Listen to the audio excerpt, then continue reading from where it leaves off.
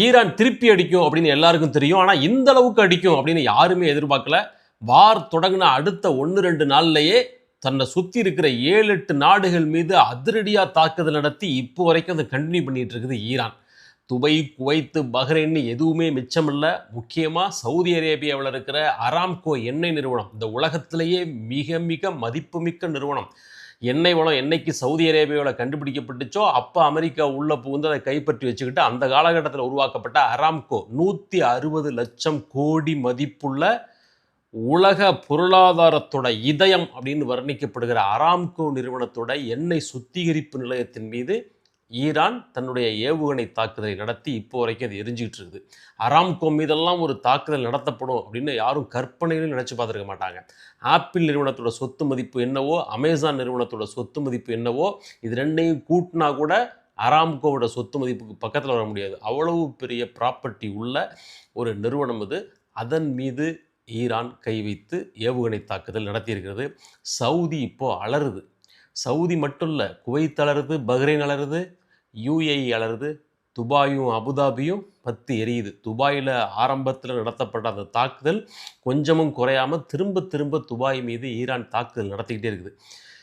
இந்த தாக்குதலில் பாதிக்கப்பட்ட எல்லா நாடுகளும் ஒரே குரலில் இப்போ அமெரிக்காவை நோக்கி அலறுது. குறிப்பாக சவுதி அரேபியாவோட அமைச்சர் வெளிப்படையாக தன்னுடைய ட்விட்டர் பேஜில் இதை பற்றின பேட்டி ஒன்று கொடுத்துருக்கிறாரு, எழுதியிருக்கிறாரு. அது சம்மந்தமான வீடியோக்கள்லாம் வந்திருக்குது. என்னென்னா, அமெரிக்கா எங்களை கைவிட்டுருச்சு. இப்படி ஒரு இக்கட்டான நேரத்தில் ஈரானோட படைகள் எங்கள் எல்லாரையும் வந்து அட்டாக் பண்ணுது. ஆனால் அமெரிக்கா எங்களை பாதுகாக்காமல் அவங்க இஸ்ரேலை ப்ரொடெக்ட் பண்ணுறதுல மட்டும்தான் கவனமாக இருக்கிறாங்க அப்படின்னு சவுதி அரேபியாவோட மினிஸ்டர் அஃபீஷியலாக வாய் விட்டு புலம்புற நிலைக்கு போயிருக்குது. அது உண்மைதான். இந்த பிரச்சனை அதிகரித்த பிறகு இந்த நாடுகள் எல்லாத்துலேயும் அமெரிக்காவோட இராணுவ பேஸ் இருக்கு இல்லையா, அதனால தானே இப்போ ஈரான் இவங்களெல்லாம் அட்டாக் பண்ணுது. இல்லாட்டினா ஈரானுக்கும் துபாய்க்கும் என்ன பிரச்சனை, ஈரானுக்கும் பஹ்ரைனுக்கும் என்ன பிரச்சனை, ஈரானுக்கும் சவுதிக்கும் என்ன தான் பிரச்சனை? எல்லாமே முஸ்லீம் நாடுகள். நீங்கள் எல்லாம் முஸ்லீம் நாடுகளாக இருந்தாலும் கூட அமெரிக்காக்காரனுக்கு இராணுவ பேஸ் அமைக்கிறதுக்கு இடம் கொடுத்துருக்கீங்களே அப்படின்ற கடுப்பில் தான் நீங்கள்லாம் கொடுக்குற தைரியத்தை தான் வந்து ஆட்டம் போடுறான் அப்படின்ற கோபத்தில் தான் ஈரான் இன்னைக்கு பக்கத்தில் இருக்கிற இந்த நாடுகள் மேலெல்லாம் அட்டாக் பண்ணுது. இல்லாட்டினா வேற என்ன உங்களுக்கு பிரச்சனை? அமெரிக்கா இந்த நாடுகளை பாதுகாக்கிறோம் அப்படின்ற உத்தரவாதத்தின் பேரில் தான் இவ்வளவு காலமும் இவங்க எல்லாரையும் காலனி நாடுகள் பேர் பிடிச்சி வச்சுருந்தாங்க. இப்போ இப்படி ஒரு இக்கட்டு வந்ததும் அமெரிக்கா இவங்களை கைவிட்டுட்டு ஓடிடுச்சு. இந்த இராணுவ பேஸில் நிறுத்தி வைக்கப்பட்டிருந்த அமெரிக்க இராணுவ விமானங்கள் எல்லாத்தையும் எடுத்துகிட்டு டேக் ஆஃப் ஆகி கிளம்பி போக ஆரம்பிச்சிட்டாங்க. அவங்க இஸ்ரேலை மட்டும்தான் ப்ரொடெக்ட் பண்ணுறாங்க. அந்த இஸ்ரேலையும் அவங்க உண்மையிலேயே பாதுகாக்கிறாங்களா, பாதுகாக்க முடியுமா, ஈரானோட ஏவுகணை தாக்குதல்லேருந்து அவங்க தாக்குப்பிடிக்க முடியுமா அப்படிங்கிறது அடுத்த கேள்வி. அது அடுத்தது பேசுவோம். இந்த நாடுகள் இருக்கு இல்லையா, அந்த வளைகுடா நாடுகள், இந்த வளைகுடா நாடுகள் எல்லாம் நாம் மிகப்பெரிய தப்பு பண்ணிட்டோம்.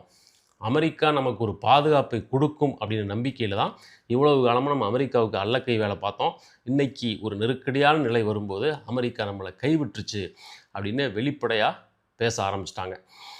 ஒரு வகையில் இது அவங்களுக்கு வேண்டியது தான் அப்படின்றது போலவும் இருக்குது. ஏன்னா ஈரானுக்கு பக்கபலமாக அவங்க இல்லை அப்படிங்கிறது மட்டும் இல்லை, ஈரான் மேலே பல விமர்சனங்கள் இருக்குது. 1979 இஸ்லாமிக் ரெவல்யூஷனில் அந்த நாட்டில் முடியாட்சி அகற்றிவிட்டு ஒரு மக்களாட்சி முறை வந்தாலும் கூட அது உண்மையான மக்களாட்சியாக இல்லை.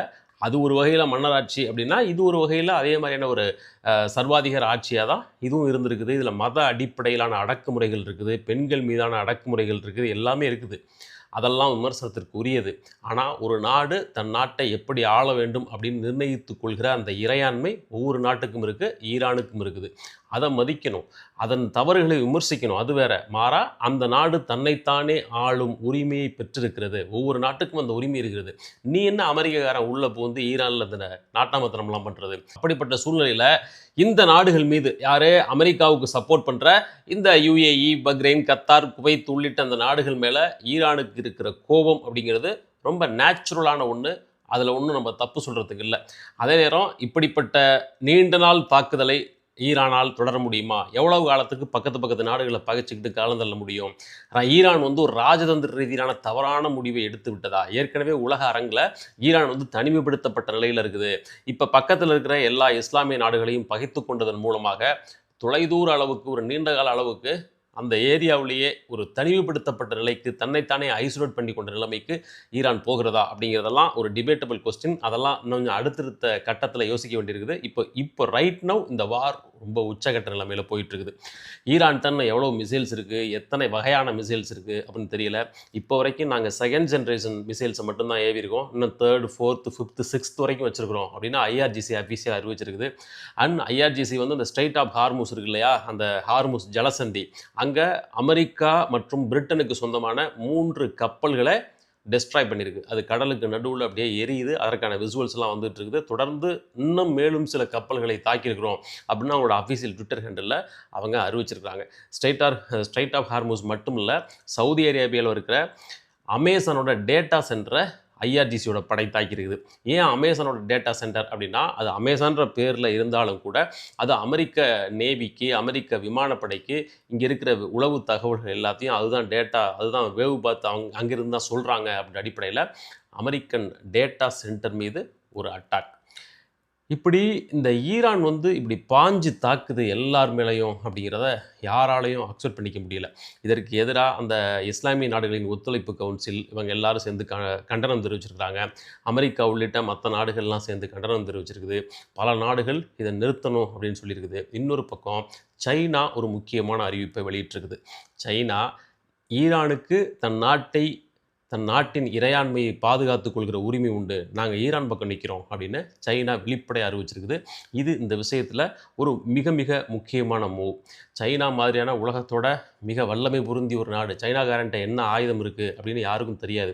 பல நீண்ட காலமாக சைனா வந்து பெரிய யுத்தம் எதையும் எந்த நாட்டு கூடயும் பண்ணலை. கடைசியாக தைவான் கூட ஒரு சின்ன பிரச்சனை வந்துச்சு, ஒரு சில ஆயுதங்களை பயன்படுத்தினாங்க. மற்றபடி சைனாட்ட இருக்கிற நவீன ரக ஆயுதங்கள் என்ன அப்படின்னு யாருக்குமே தெரியாது. ஈரான் யுத்தத்தில் இப்போ சைனா ஆதரவு தெரிவிச்சிருக்குது.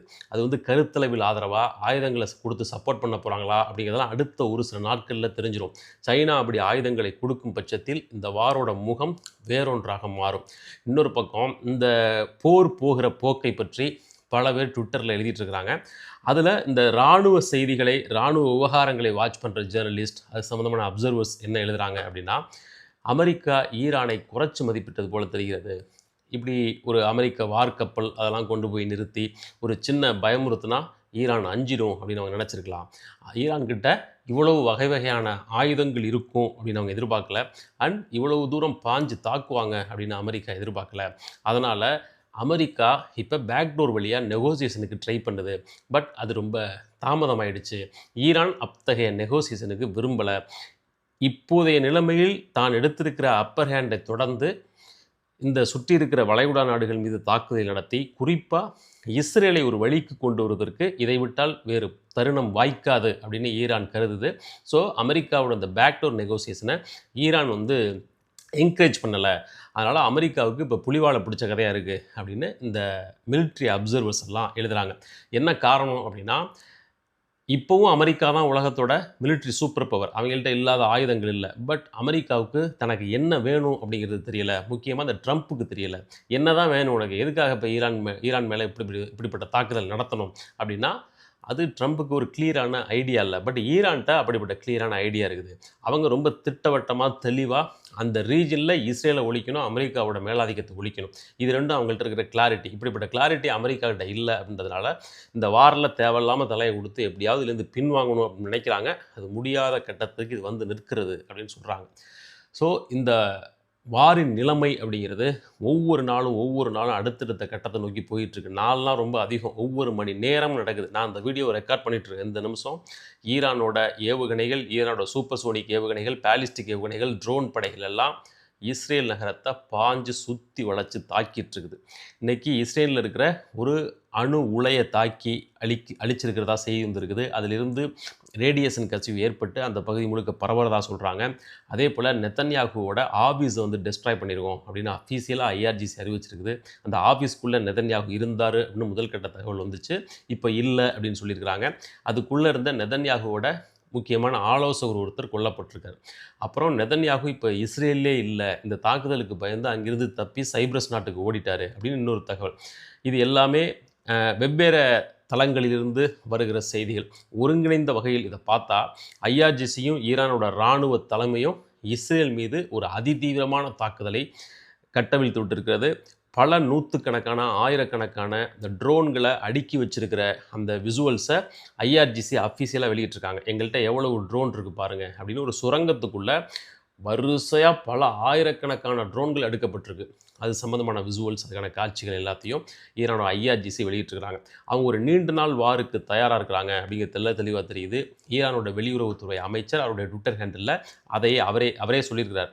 ஈரான் வந்து ஒரு ஒரு லாங் டைம் வாருக்கு ப்ரிப்பேர்டாக அதுக்கு வந்திருக்கிறோம் அப்படின்னு அவர் சொல்லியிருக்கிறாப்புல. பட் அமெரிக்காவை பொறுத்தவரையும் அவங்க வந்து ஒரு நீண்ட நாள் வாருக்கு தயாராக வரல. மாறா ஈரானை மிரட்டி அடிபணியை வச்சு தங்களோட காரியத்தை சாதிச்சுக்கலாம் அப்படின்னு நினச்சி வந்திருக்கிறாங்க. பட் இது புலிவாலை பிடிச்ச கதையாக அதுக்கு மாறி இருக்கிறது. ஸோ இதுதான் இப்போ இருக்கிற நிலைமை. நெதன்யாகுவோட சிச்சுவேஷன் என்ன அப்படின்னு தெரியல. சைனா அடுத்து என்ன பண்ண போகுது அப்படின்னு தெரியல. இன்றைய இரவு ஈரான் இஸ்ரேல் மீது என்னென்ன வகையான ஏவுகணைகளை தாக்கி அழிக்க போகுது அப்படின்னு தெரியல. அடுத்தடுத்த கட்டங்களோட டெவலப்மெண்ட் எல்லாமே ரொம்ப அபாயகரமானதாகவும் பல்லாயிரக்கணக்கான மக்களின் உயிர்களை பழிவாங்குவதாகவும் இருக்க போகிறது அப்படிங்கிறது மட்டும் கிளியராக தெரியுது. அடுத்தடுத்த அப்டேட்டுகளை தொடர்ந்து நெக்ஸ்ட் வீடியோவில் பார்க்கலாம். தேங்க்யூ.